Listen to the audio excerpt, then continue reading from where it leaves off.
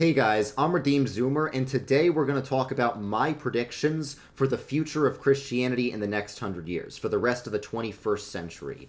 Now, this is not what I want to happen, this is just what I think is going to happen, whether I like it or not, and I think it's more negative than positive, but I think certain groups have a brighter future than others. Like, I think Catholics and Charismatics have a brighter future than traditional Protestants. But let's dive right into it.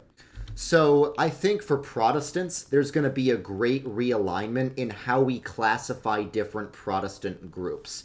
So for most of American history, Protestants were divided along theological lines. So there were political divisions, but it was mostly theological divisions that gave the different types of Protestants different names. So we have Anglicans, Presbyterians, Methodists, and Baptists. Yes, there are like the Lutherans and the Dutch Reformed, but they're not traditionally English speaking. They didn't come to America speaking English, whereas these four groups did because these four groups are all from England. So they had a bigger impact on American culture than the Lutherans and the Dutch Reformed did. The Lutherans and the Dutch Reformed have big impacts in certain regions of America. Like Lutherans have a lot of impact in the Midwest, and I think the Dutch Reformed have a big impact in western Michigan and northwestern Iowa. But generally speaking, the Anglicans, Presbyterians, Methodists, and Baptists are the major Protestant groups in America, and there's also like miscellaneous non-denominational groups. So right now, I've classified most of the Protestant denominations that exist today in these groups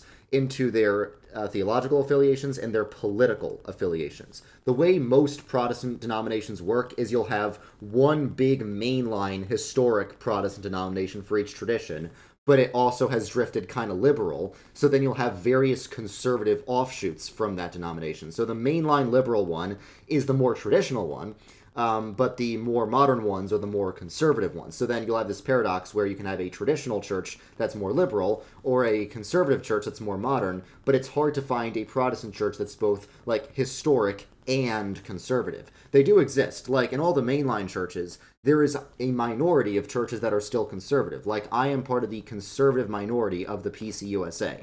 My Presbyterian Church USA church is still pretty conservative, but it's in the minority. So generally speaking, in American Protestantism, the more historic and old a church is, the more liberal it is, and the more conservative a church is, the more new and contemporary it looks.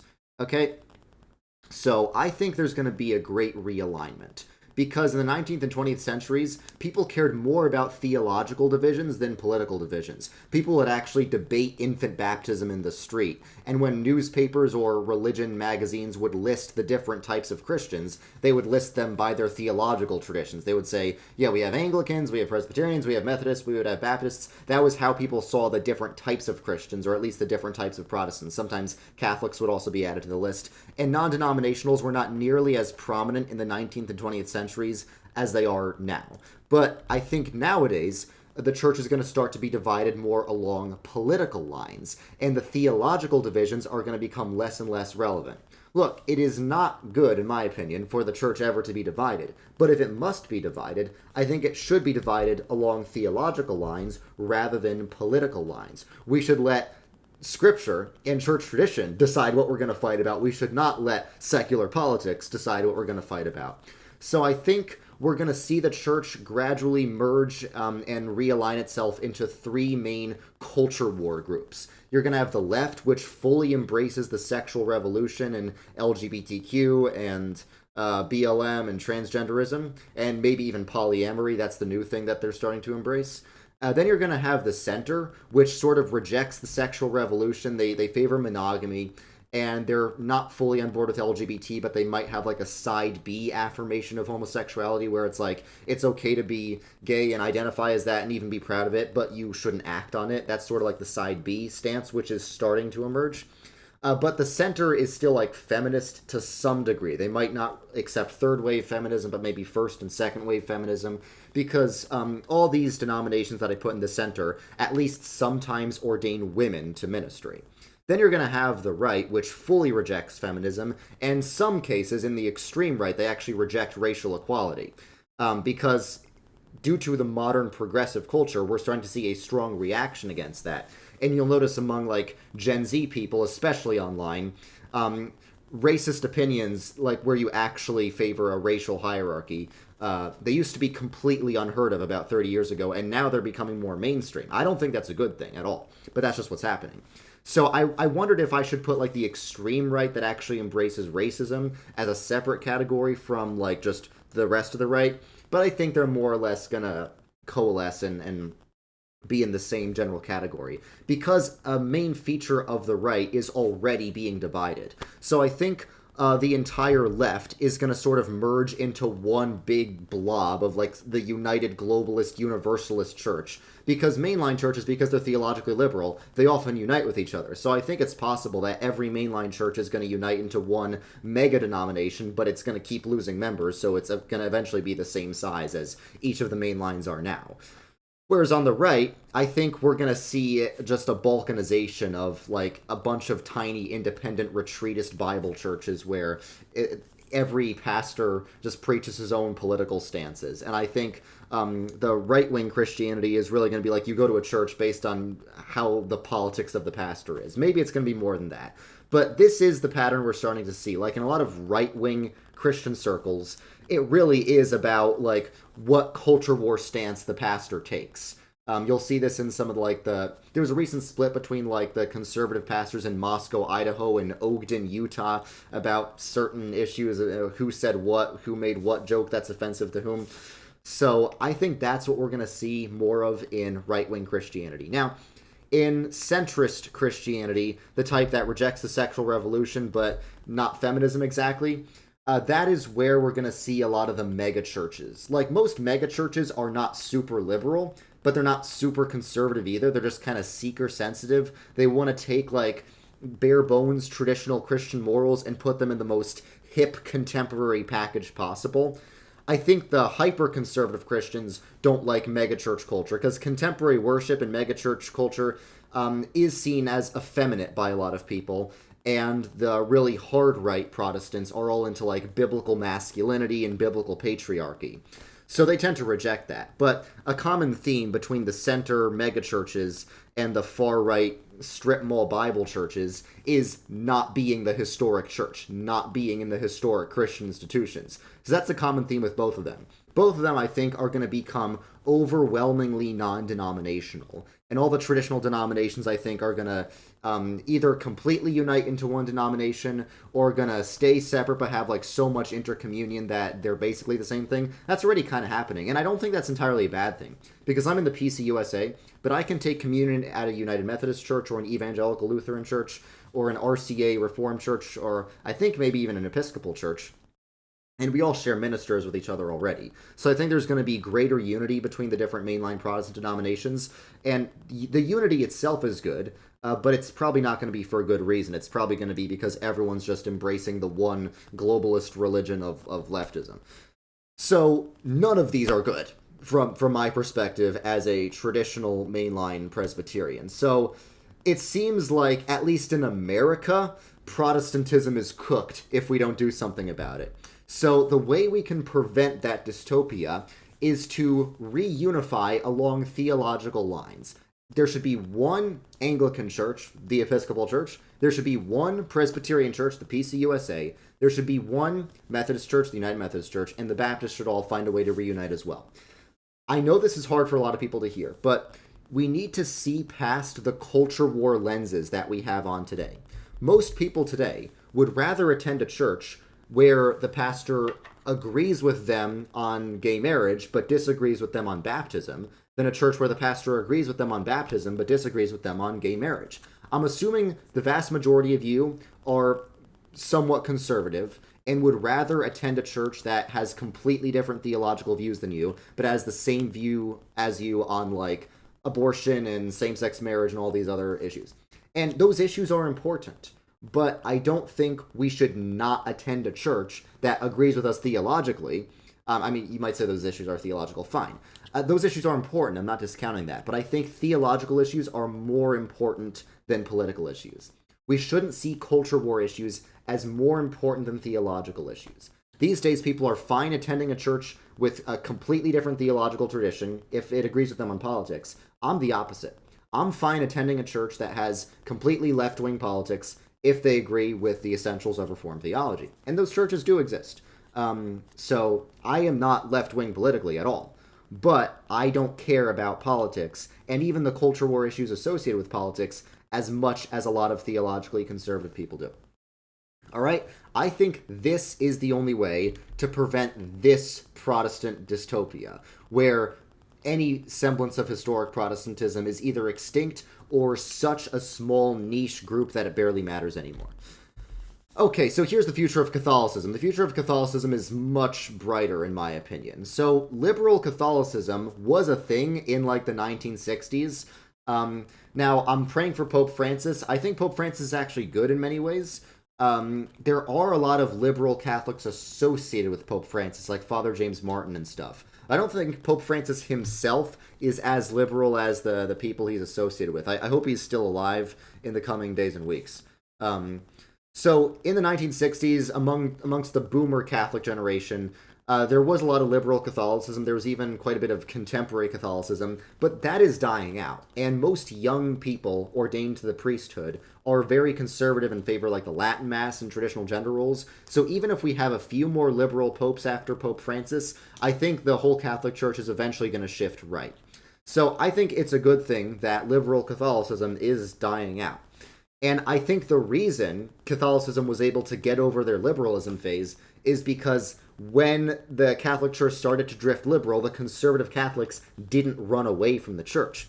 I think the reason Protestantism might end up like this is because when the mainline Protestant churches went liberal, the conservative Protestants just split off and formed new churches. So I think Protestants should take a hint from the Catholics and maybe not split off from churches just because they're going liberal. So I think that's a good thing. Now, there still is some bad news. We are going to see an alignment of Catholicism with political conservatism because so many conservative political commentators either are Catholic or are, like, converting to Catholicism, like Candace Owens.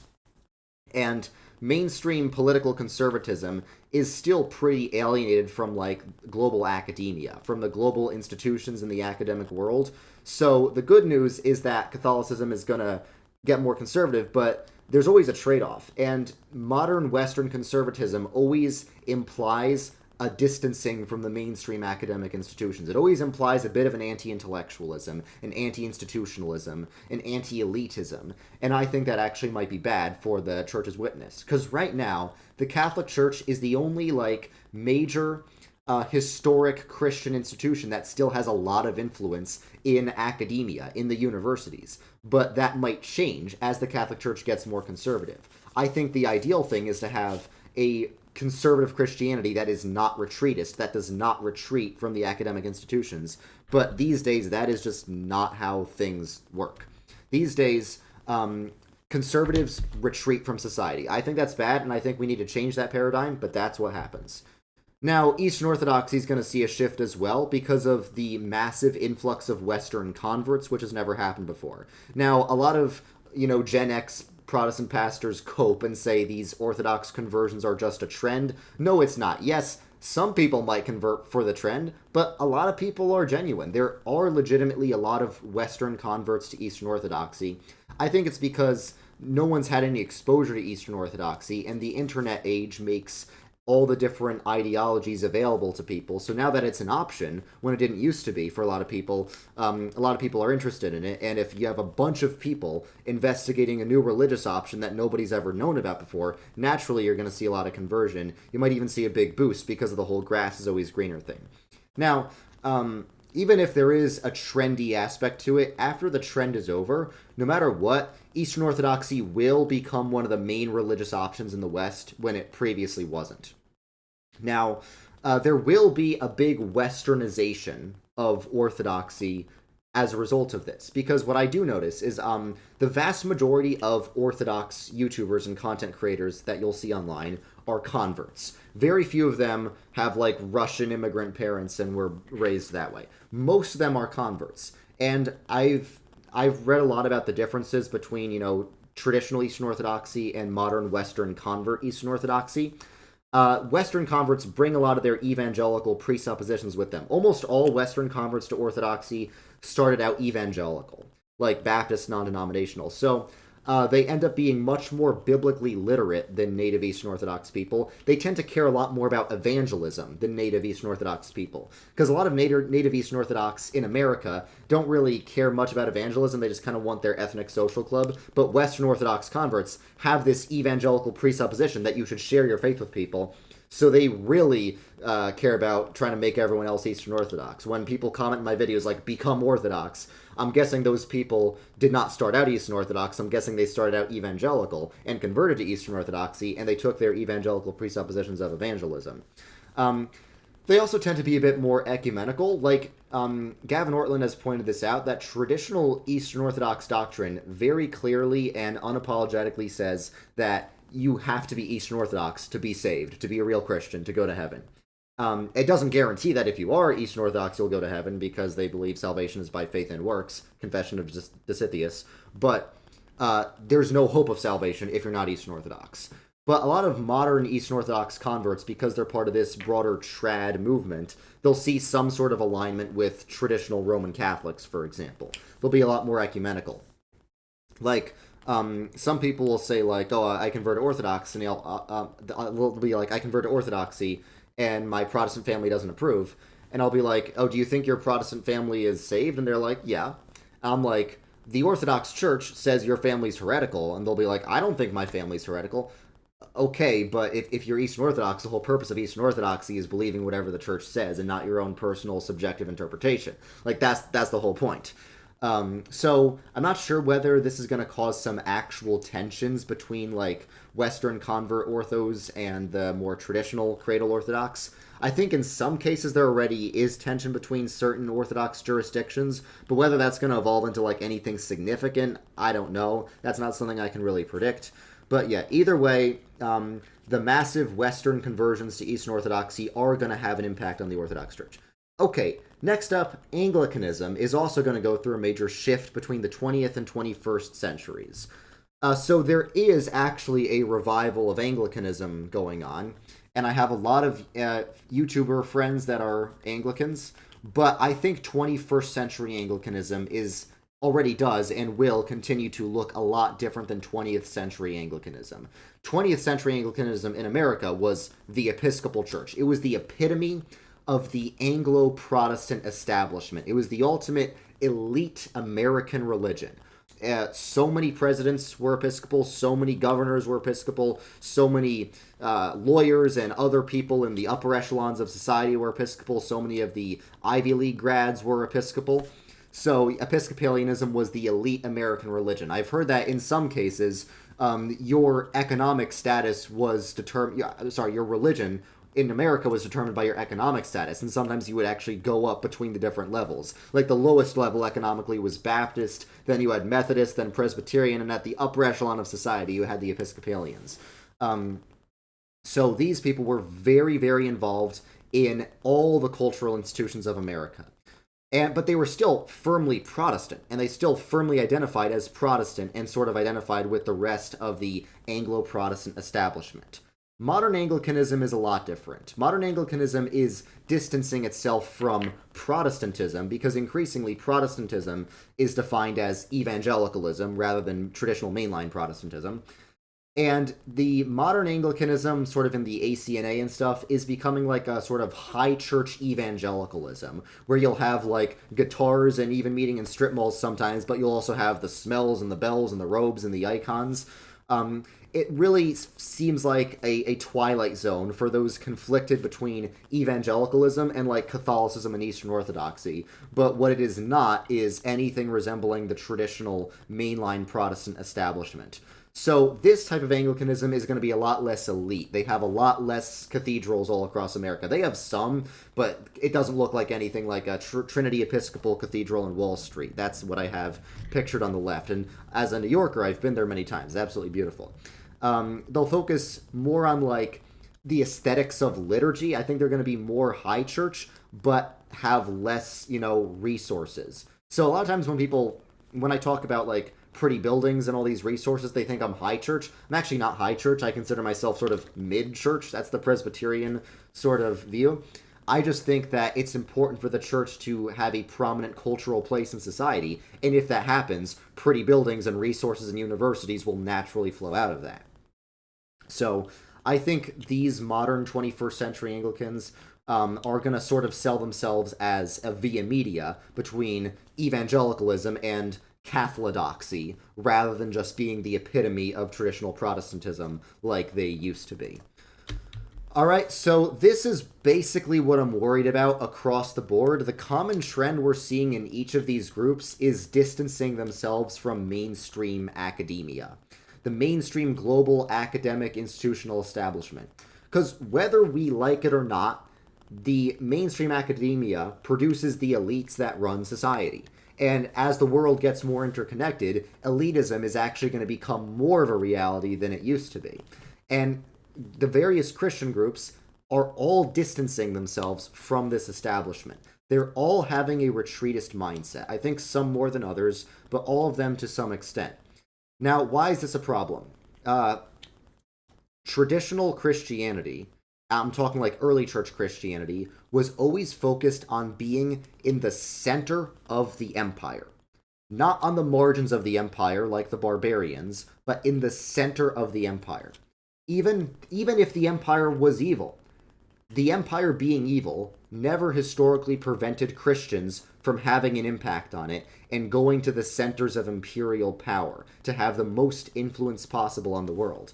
Let me just give you some examples.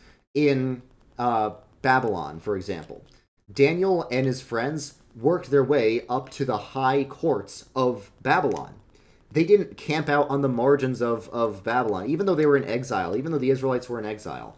Daniel and his friends were in the king's court of Babylon. Christians have always had an influence on society. Let's go to the early church. Let's go to the early church in the West and the Far East. In the Far East, Nestorian Christians in the 600s made their way to the upper courts of the Tang dynasty in China. You don't hear about the history. No, China had a profound Christian influence in the 600s. They were Nestorian Christians, but historical Nestorianism is a lot more moderate than modern Nestorianism. Modern Nestorianism is where you say Mary's not the mother of God, full stop. Historic Nestorianism is where you say Mary's the mother of God by relation to another, or something like that. Okay? And in the West, in the Roman Empire, even though the Roman Empire was pagan and persecuting Christians, Christians still worked their way up the ranks of the Roman Empire. So what I'm saying is that Christians need to be involved in the global academic institutional establishment. But increasingly, Christians are retreating from it and acting like the barbarians on the edges of the Roman Empire rather than being in the cities. Like, I see so much rural propaganda from trad Christian accounts. Like, it's not bad to live in a rural area, don't get me wrong. But they sort of equate traditional Christianity with ruralism and living on a farm and having 20 kids and stuff. That's not how the apostles thought. The apostles went to the cities and got fed to lions. In fact, the word pagan means rural, because it used to be that the cities of the Roman Empire were Christian, and the countryside was more pagan, because everyone knows that culture diffuses from cities out to the countryside. Culture diffuses from the centers of power out to the countryside. Like, the culture of New York City impacts the culture of Montana a lot more than the culture of Montana impacts New York City. Like, the whole gay pride movement started in my hometown, in New York City, but now it's everywhere, right? So, yeah, that's why I think we need a massive paradigm shift. We need Christians to stop being retreatists and start getting involved in the centers of cultural influence, even if the centers of cultural influence are corrupted. That never stopped the early Christians from doing that. So lastly, Pentecostals and Charismatics, I think, are going to just keep doing what they're doing, which is spreading rapidly in the global south. Now, a pattern we see is that heretical forms of Christianity tend to thrive on the margins of Christian empires. So when the Roman Empire became Christian, Arianism thrived amongst the barbarian tribes, which are now Germany. So when the Roman Empire was Christian, the Germans were largely Arians. So were like the Spaniards, because they were the barbarian kingdoms. So traditionally there were Christian empires, both Catholic and Protestant, but both like Nicene historic Christian empires, with the Spanish Empire, with the British Empire, with the French Empire. And they sort of spread their traditional forms of Catholic and Protestant Christianity there. But now that those empires are receding and the global south is a lot more independent, um, charismatic Christianity, Pentecostal Christianity, megachurch Christianity is thriving there. Yes, I know not all Pentecostals are heretical, but heresy is very common in Pentecostal and especially hyper charismatic circles. So, Global South Christianity does not struggle with liberalism the way Western Christianity does. Global South Christianity struggles instead with prosperity gospel and hyper charismaticism. So, here's why I think this is a problem. I think if Nicene historic Christianity gets pushed to the margins like charismatic Christianity is, then it's going to be sort of indistinguishable. That's why historically the Christians have tried to have an influence in the centers of cultural power, because that is how the correct forms of Christianity were spread and the more heterodox forms or even heretical forms were not. Like, a lot of modern Western Christians are allergic to Christians having political power. The truth is, Christians shouldn't seek political power for ourselves. We should seek political power for the kingdom of God. That is the way the Old Testament worked. In the Old Testament, it was not virtuous to be greedy and power hungry. It was virtuous to care about the expansion of God's kingdom. Like, seriously. We've been so softened and watered down in our approach to engaging with culture. So basically, that's how I think the future of Christianity is going to go. I think that while some groups are going to fare better than others, we're going to see a universal retreating of Christianity from the mainstream centers of culture, and that's bad. And I think if we don't do something about it, it's going to be a dystopian reality and maybe even apocalypse. I don't know.